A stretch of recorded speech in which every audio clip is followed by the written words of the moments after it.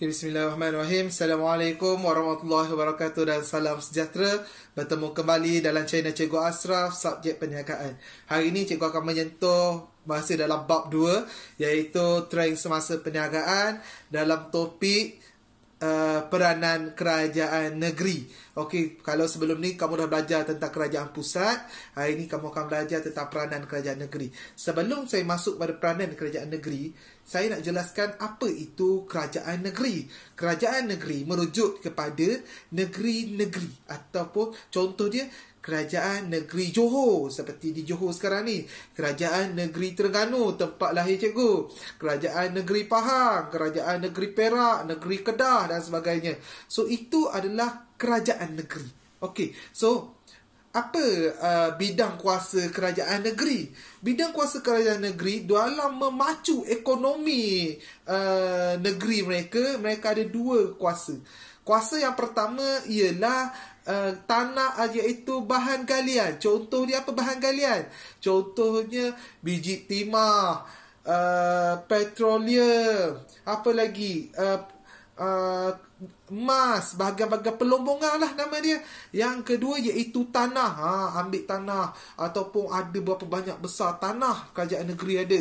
So, kerajaan negeri ada dua pegangan, iaitu satu biji timah, satu lagi tanah. Okey, satu biji timah, satu bahan galian, satu tanah. Okey, so apa itu, bagaimana dua kuasa itu dapat membantu ekonomi? Okey, bila kerajaan ada kuasa terhadap bahan galian dan tanah, ini akan membantu kerajaan negeri mewujudkan kawasan industri. Sekaligus bila wujud kawasan industri, kawasan buka shopping mall ke, buka kilang-kilang ke, ini akan memajukan kawasan tersebut. Contoh dia, kalau dekat Pasir Gudang terkenal dengan kawasan industri perkilangan, betul tak? Ramai orang duduk kat sana, bekerja di sana. So ini akan memajukan kawasan tersebut. Contohnya dekat Johor Bahru, wujudnya kawasan-kawasan shopping komplek, mall-mall. Macam-macam jadi mall ada dekat Johor Bahru. So ini mewujudkan peluang pekerjaan kepada orang Johor Bahru. Itulah memajukan ekonomi negeri mereka. Okey, so apa yang akan berlaku apabila kerajaan mewujudkan kawasan industri ni? Apa yang kerajaan boleh kalau diwujud kawasan industri ni? Okey, kerajaan akan dapat dua perkara. Perkara pertama ialah peningkatan pendapatan. Pendapatan kerajaan negeri meningkat. Macam mana pendapatan kerajaan negeri meningkat? Hasil daripada kutipan lesen. Hasil kutipan pembayaran lesen. Nak buka berniaga kena bayar lesen, betul tak? So bila orang tu bayar lesen kat kerajaan pun dapat duit. Bila kerajaan dapat duit, hasil pendapatan kerajaan pun meningkat.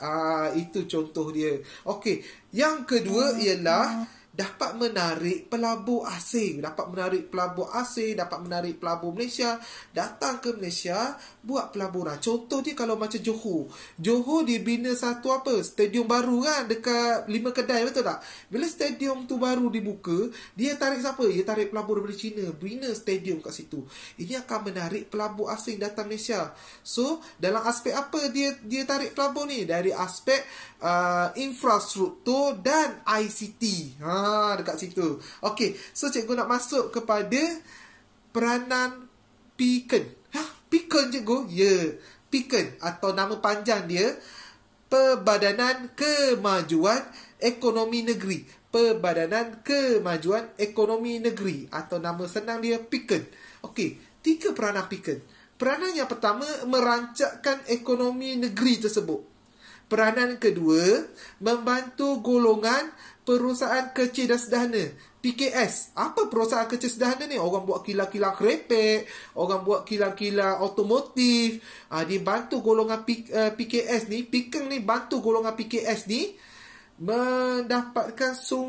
mendapatkan peluang-peluang pekerjaan. So PKS ni bagi apa? Dia menjadi pembekal kepada syarikat-syarikat ataupun organisasi di bawah PKN ni, di bawah Perbadanan Kemajuan Ekonomi Negeri ni. Okey, yang ketiga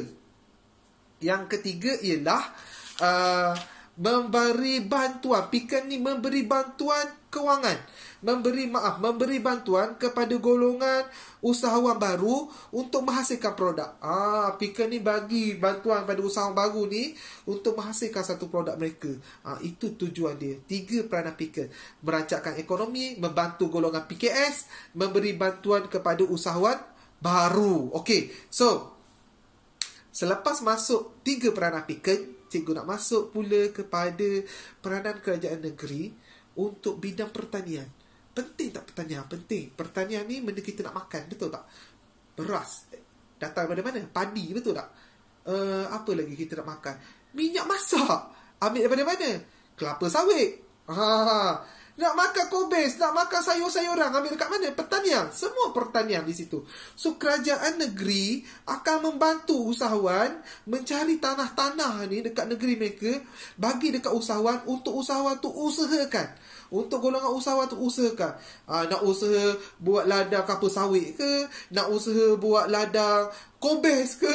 Nak buat usaha ladang tembikai ke? Kalau kat Terengganu nama dia usaha tanah timun Cina. Tembikai tu kalau kat Terengganu nama dia timun Cina. Contohlah kan.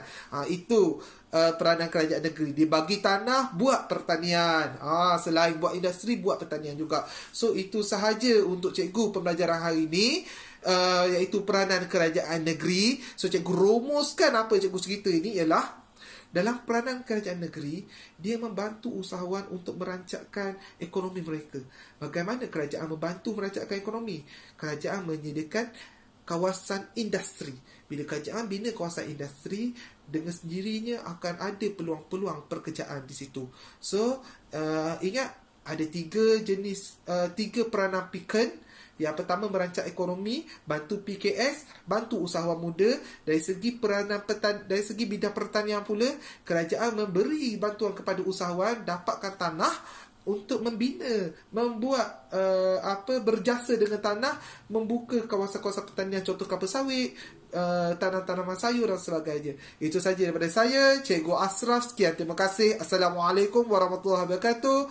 Cikgu Ashraf, subjek perniagaan.